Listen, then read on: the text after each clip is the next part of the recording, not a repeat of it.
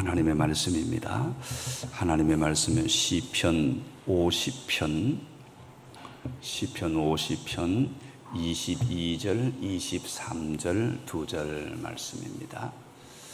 22절, 23절, 2절 말씀 한 절씩 교도가시겠습니다. 하나님을 잊어버린 너희여, 이제 이를 생각하라. 그렇지 아니하면 내가 너희를 찢으리니 건질 자 없으리라.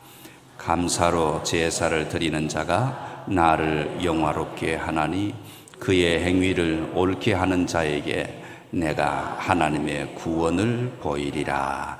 아멘, 아멘, 할렐루야. 감사가 하나님의 은혜를 여는 문입니다 라는 제목으로 말씀을 나누려고 합니다. 우리 먼저 좌우 사방에 서로 인사하시겠습니다. 용서 사랑의 시작입니다. 인사하겠습니다.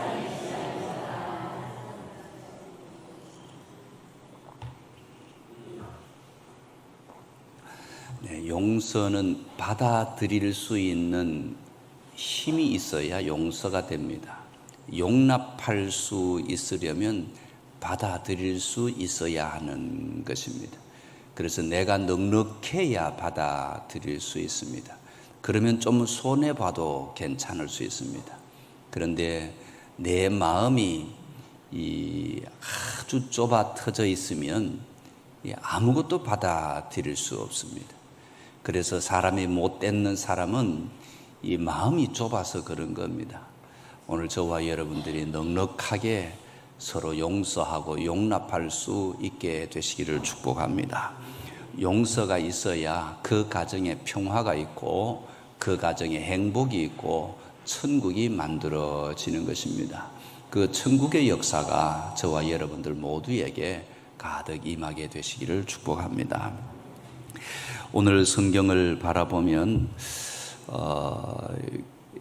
22절에는 하나님께서 아주 강한 모습이 나와 있고 또 23절에는 따뜻한 모습으로 이렇게 비교되게 나와 있습니다.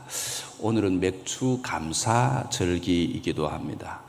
우리나라 교회는 7월 첫째 주일을 맥주 감사 주일로 지켜왔습니다. 맥주 감사절이라고 하면 단순히 보리를 추수한 것을 기념하는 절기로 생각할 가능성이 있는데 이스라엘 백성들은 첫 열매를 하나님께 드리면서 이렇게 고백을 했습니다. 하나님, 지금까지도 하나님이 은혜를 베푸셨고 앞으로도 하나님께서 우리의 삶을 책임져 주실 줄로 믿습니다. 지금까지 지켜주셨던 은혜, 그러니까 풍성하고 넉넉해서 드리는 것이 아닙니다. 이스라엘 백성들이 출애굽을 한 이후에 하나님 앞에 곡식으로 드릴 수 있는 것이 아무것도 없었습니다. 그런데 여기까지 인도해 주신 하나님, 오늘도 저와 여러분들에게 우여곡절이 많았겠지만 7월이 올 때까지 지켜주신 하나님 앞에 하나님 감사합니다. 앞으로 올해 남은 모든 한 해도 하나님의 도우심과 인도하심이 가득하기를 소원합니다. 그런 마음을 담아서 드리는 절기가 맥주 감사 절기입니다. 그래서 맥주 감사절은 지난 반년을 돌아보며 감사하고 남은 반년을 하나님께 맡기는 믿음의 절기다라고 해석하는 것이 좋겠습니다. 생각해보면 지난 6개월 동안 우리에게도 참 많은 일들이 있었습니다. 기쁜 일도 있고 예상하지 못한 어려움도 있고 건강 때문에 염려한 분도 있고 경제적으로 거의 파산에 이른 분도 있고 가정의 문제 때문에 눈물 흘린 분도 있습니다. 교회도 우여곡절이 많이 있었습니다. 우리가 여러 가지 불법적인 문제 또 사회법적으로 맞지 않는 문제 때문에 이 대부분의 건물을 다 철거를 하고 새로운 교회, 그래서 예배당을 새롭게 짓기 위하여서 온 교회가 마음을 모으고 있습니다. 넉넉하고 힘이 있어서 하나님 앞에 감사하는 것이 아니라 그래도 여기까지 하나님 앞에 올 수 있게 되어진 것을 감사하는 절기입니다. 오늘 우리가 이 자리에 앉아서 하나님께 예배 드리고 있는 것, 여기까지 인도하여 주신 분이 하나님이십니다라고 고백하면서 드리는 절기가 맥주 감사 절기입니다. 그래서 오늘은 감사하는 날입니다. 그런데 사람은 대체로 참 이상합니다. 감사할 일이 훨씬 많은데도 사람들은 불평할 이유들이 먼저 떠오르는 것은 무슨 연유일까요? 어떤 예화집을 읽다가 참 재미있는 이야기를 보았습니다. 두 친구가 오랜만에 만났대요. 한 친구가 말하기를 3주 전에 할머니께서 돌아가셨는데 나에게 2억을 유산으로 남겨주었대요. 할렐루야. 그렇게 이야기하니까 옆에 친구가 정말 그런 일이 있었어? 그렇게 이야기를 합니다. 그랬더니 친구가 또 이야기합니다. 2주 전에는 외삼촌이 돌아가셨는데 3억을 남겼어. 그렇게 이야기하는 거예요. 그러니까 듣는 친구가 야, 어떻게 세상에 이런 일이 다 있냐? 참 너는 참 좋겠다라고 이야기를 합니다. 그랬더니 한마디 더 합니다. 지난주에는 고모가 돌아가시면서 10억을 남겨주셨대요. 이야, 그런 고모 있으면 좋겠죠. 그렇게 이야기했는데 옆에 친구가 기절할 정도로 세상에 어떻게 이런 일이 다 있냐라고 하면서 한마디 더 합니다. 그런데 자네 얼굴이 왜 그 모양이냐? 그만큼 돈이 생겼으면 춤을 춰도 시원찮은데 왜 그 모양이냐? 그렇게 했더니 예화집이니까 하는 이야기예요. 이번에는 죽을 사람이 없어. 세상에. 우리 가만히 생각해 보면 우리의 모습도 좀 비슷하지 않는가라고 생각이 되어집니다. 우리는 하나님께 받은 것을 세어보는 것보다도 아직 받지 못한 것을 먼저 계산하는 그런 습성들이 있더라라는 것입니다. 제가 자주 말씀을 드렸지만 저희 어머니 기도의 소원이 뭐였지요? 아들 배 나오는 거. 그러면 다 끝났지. 배 나왔는데 이제 넣고 싶어서 막 힘을 주는데 그러면 다 끝났잖아요. 그런데 사람이 그렇지 않습니다. 더 크고 더 많고 더 풍성한 것을 기대하고 소망하니까 그의 생각이나 마음에는 불평거리들이 몸속에 마음속에 영혼 속에 젖어 있는 것을 자주 볼 수 있습니다. 참 신기합니다. 이미 가진 은혜보다도 없는 것을 바라보는 것이 우리 참 못난 모습의 삶이다라는 것입니다.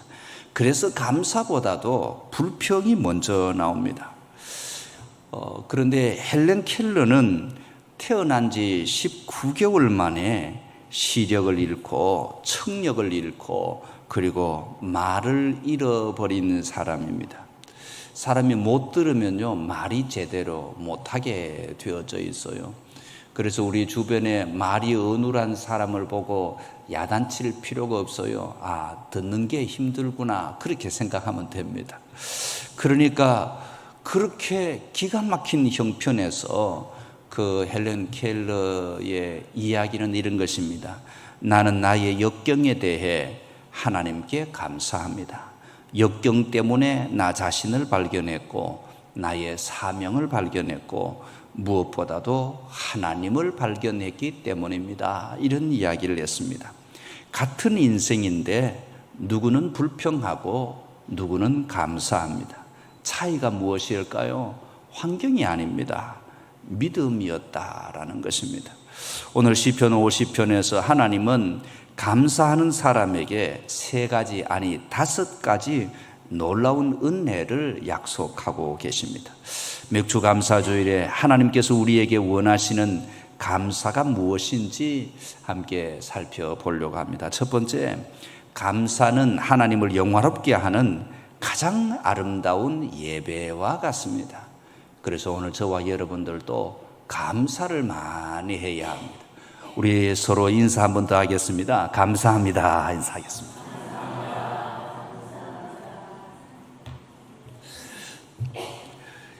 오늘 23절의 말씀도 그렇죠. 하나님은 재물의 크기를 먼저 이야기하지 않으십니다. 소를 얼마나 드렸는지, 양을 얼마나 드렸는지, 예물을 얼마나 많이 했는지를 말씀하지 않으십니다.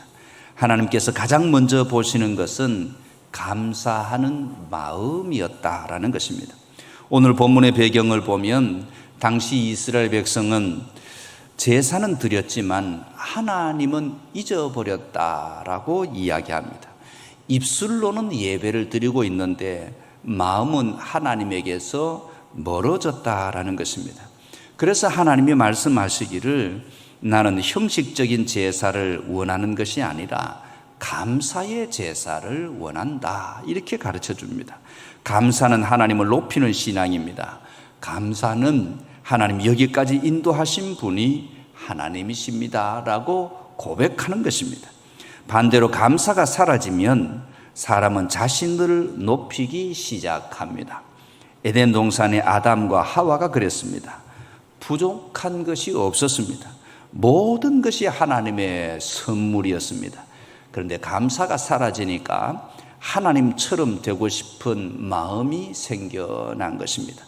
사울 왕도 그렇습니다. 아말렉을 이긴 것은 하나님이셨습니다. 그런데 사울은 하나님의 이름보다도 자신의 기념비를 세운 모습이 성경에 나와 있습니다.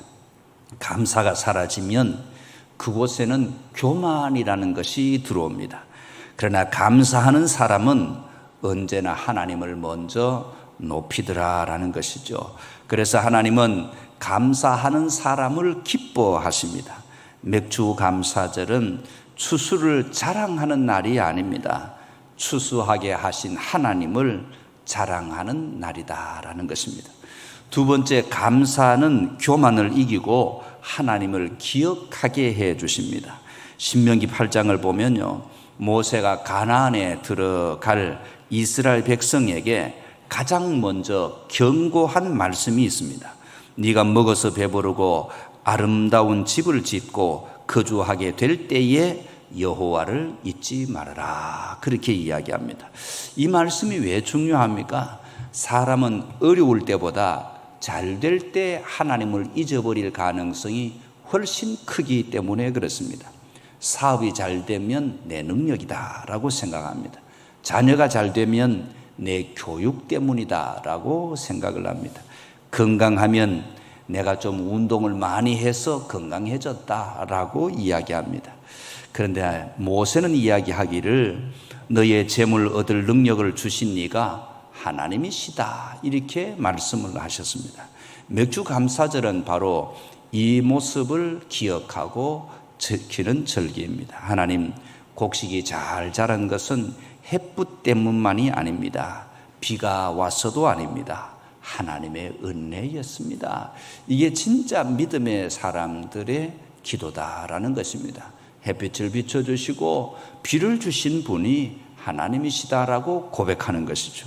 오늘 우리도 그러한 고백이 있으면 좋겠습니다. 근심의 문제, 환난의 문제, 어려운 문제가 나에게 닥쳐와도 그것을 원망과 속상함이 아니라 오히려 감사를 조건으로 만들어서 더 크게, 더 힘있게, 넉넉하게 이겨나갈 수 있는 에너지와 능력이 나타나야 한다라는 것입니다. 감사는 교만을 무너뜨리고 하나님을 기억하게 한다라는 것입니다. 지금까지 내가 잘 견뎌온 것 보면 내가 참 장하다, 이런 모습이 들 때가 있잖아요. 그것이 하나님의 은혜다라고 진정으로 고백할 수 있는 것이 하나님의 백성의 모습입니다. 그래서 감사하는 사람은 점점 더 겸손해지고, 겸손한 사람에게 하나님은 더 큰 은혜를 그에게 맡기시더라라는 것입니다. 세 번째, 감사하는 사람은 하나님의 도우심을 경험하게 되어집니다. 22절은 하나님을 잊은 사람을 향한 엄중한 경고인데, 23절은 감사하는 사람을 향한 놀라운 약속이죠. 다윗은 이 약속을 자신의 삶으로 경험했던 사람입니다. 그의 삶은 결코 평탄하지 않았습니다. 성경에 다윗은 아주 위대한 사람이라고 다윗을 따라다니기를 원하지만요, 다윗의 이 생활과 삶을 바라보면 기가 막힌 삶을 살았습니다. 골리앗을 죽였으면 금이 환영해야 되잖아요. 세상이 그렇지 않은 거예요. 그 사람은 배가 고픈 것은 살아도, 한국 사람을 보고 이야기하더군요. 배가 고픈 것은 살아도 어떤 것은 못 살지요?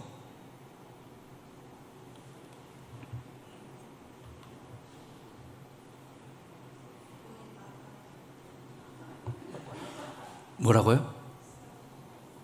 배가 아픈 것은 못 산다. 왜 배가 아플까요? 내보다 내 친구가 더 잘 되면 배가 아파. 참, 세상이 그렇습니다. 잘 돼도 내가 잘 돼야 되지. 아내가 나보다 더 잘 되면 배가 아파. 내 아내인데도 그래, 내 아내인데도. 이게 사람의 마음이 참 묘하다라는 것입니다.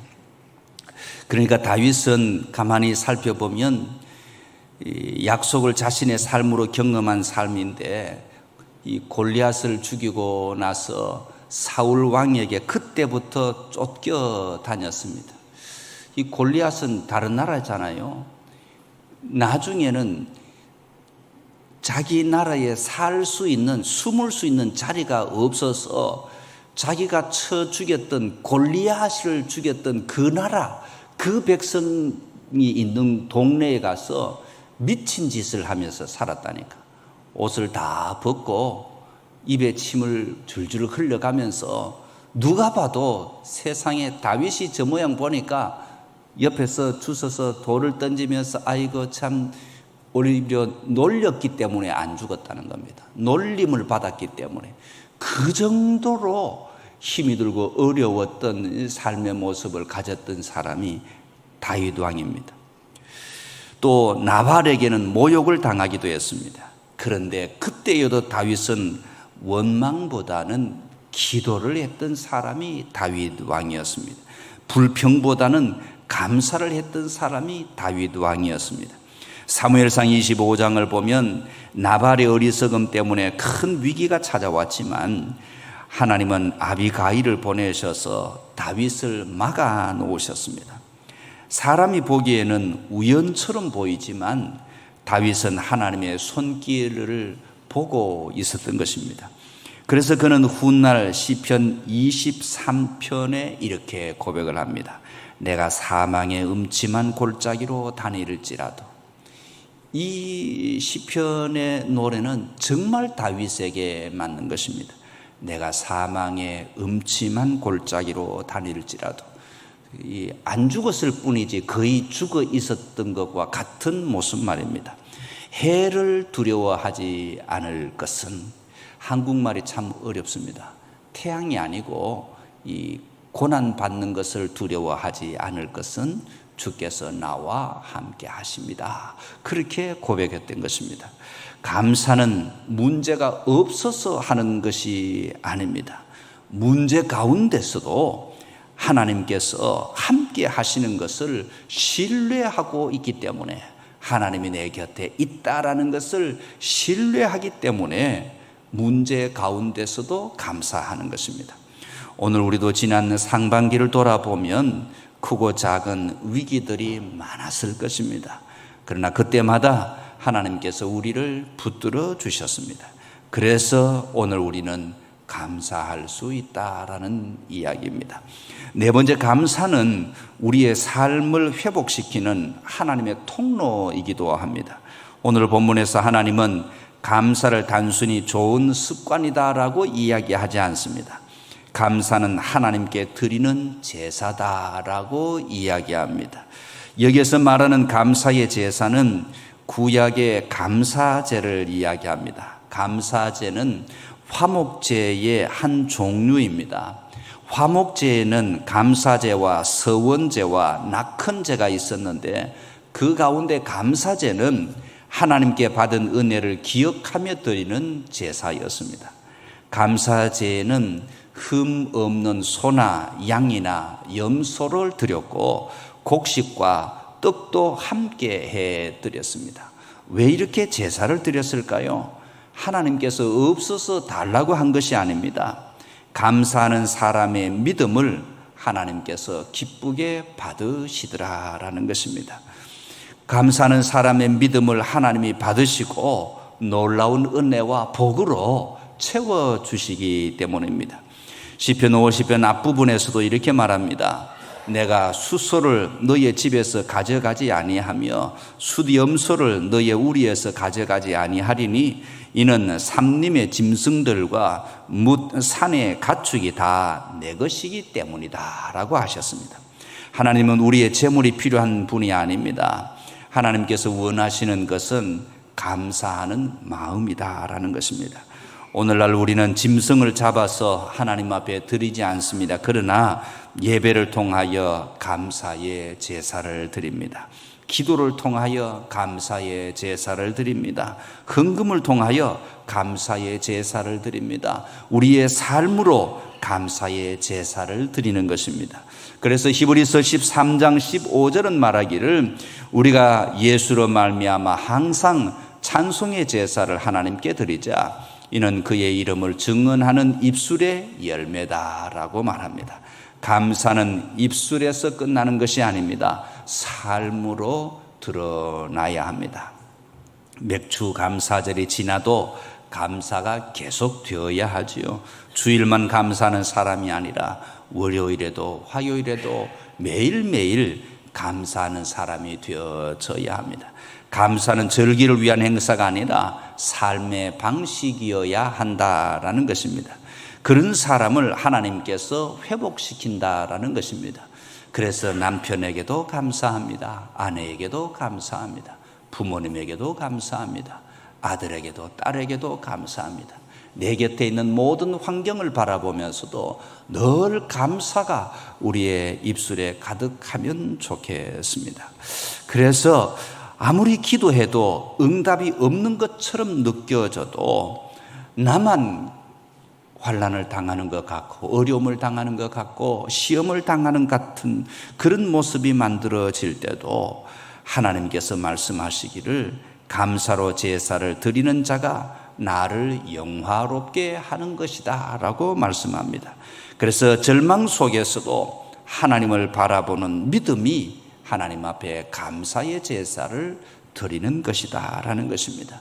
그래서 하나님은 그런 믿음을 기뻐하시더라라는 것입니다. 다섯 번째, 감사하는 사람에게 하나님은 구원을 보여주십니다. 오늘 이 본문에 자기 행위를 옳게 하는 자에게 내가 하나님의 구원을 보이리라 하셨습니다. 여기서 구원은 단순히 천국 가는 것을 이야기하는 것이 아닙니다. 물론 죄에서 구원받는 것이 구원의 시작입니다. 예수님께서 이 땅에 오신 이유도 우리의 죄에서 구원하시기 위함이죠.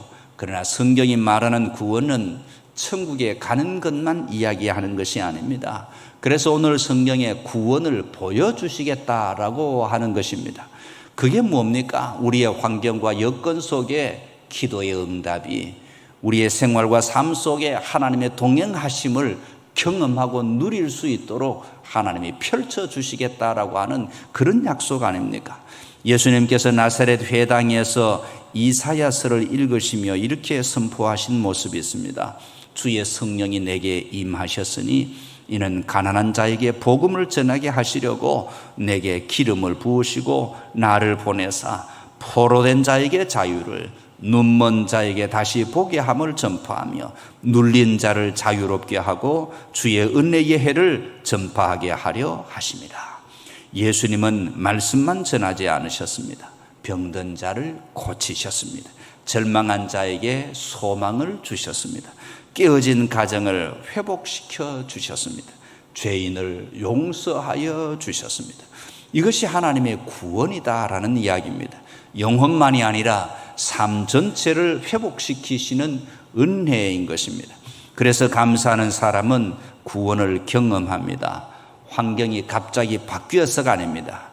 하나님께서 함께 하시는 것을 보기 시작하기 때문입니다.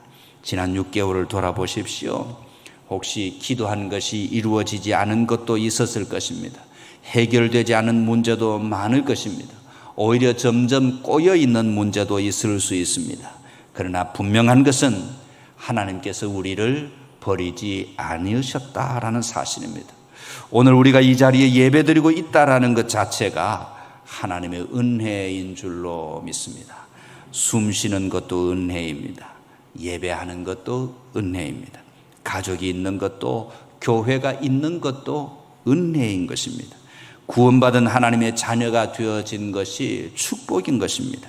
이 은혜를 기억하는 사람이 감사하는 사람이 될 수 있는 것입니다. 그래서 우리는 맥주 감사 주일을 맞아서 시편 50편의 말씀을 함께 보았습니다.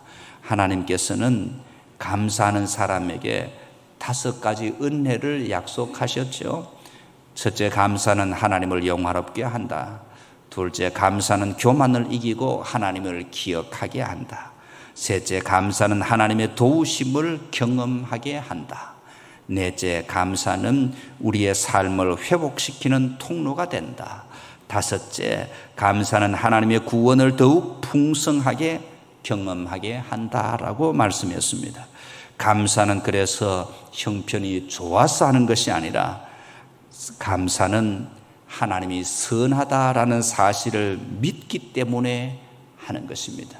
지금 어렵고 힘들어도 하나님은 틀림없이 하나님의 백성들에게 하나님의 선을 보여주실 것이다라는 믿음 때문에 감사할 수 있는 것입니다.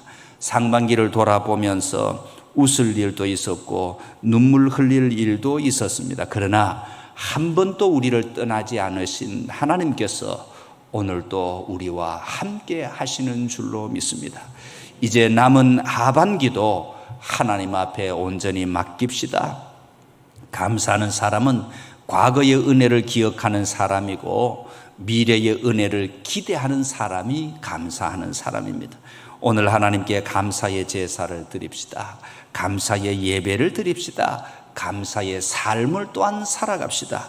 그럴 때 하나님께서 저와 여러분의 삶 가운데 하나님의 구원을 펼쳐 보여주실 것입니다. 맥주 감사 주일을 맞아 우리의 입술에는 감사가 넘치고 우리의 가정에도 감사가 넘치고 우리의 교회에도 감사가 넘쳐 흘러서 하나님께 영광 돌리는 복된 성도들이 되어주시기를 축복합니다. 오늘 말씀을 생각하면서 하나님께서는 감사하는 사람에게 하나님의 구원을 주시겠다고 약속하셨습니다. 그래서 이 시간 우리 모두 다시 한번 예수님을 마음의 중심에 모시고 믿음을 새롭게 하기를 원합니다. 제가 짧게 기도하겠습니다. 한 구절씩 따라서 주님을 영접하는 기도를 하겠습니다. 거룩하신 하나님, 저는 죄인입니다. 예수님을 저의 구주로 믿습니다. 제 모든 죄를 용서하여 주시옵소서. 이제 내 마음에 들어오셔서 내 삶의 주인이 되어 주시옵소서. 일평생 주님만을 믿고 감사하며 살게 하여 주십시오. 예수님의 이름으로 기도드립니다. 아멘. 주님을 영접한 백성은 하나님의 자녀가 되는 권세를 주셨다 하셨습니다. 이제 이후로는 영원한 하나님의 나라는 말할 것도 없고 이 세상 속에서도 하나님의 백성으로 반드시 살게 되어져 있다 가르쳐 주셨습니다. 이 하나님의 은혜를 생각하시면서 감사의 기도를 함께 소리내어서 통성으로 기도하도록 하겠습니다. 거룩하신 하나님 아버지, 맥주 감사 주일을 맞아서 지난 반년 동안 베풀어 주신 은혜를 돌아보게 하시니 감사합니다. 우리가 때로는 감사보다 불평을 가득 세웠습니다. 은혜보다 부족한 것만 바라보며 살아왔음을 고백합니다.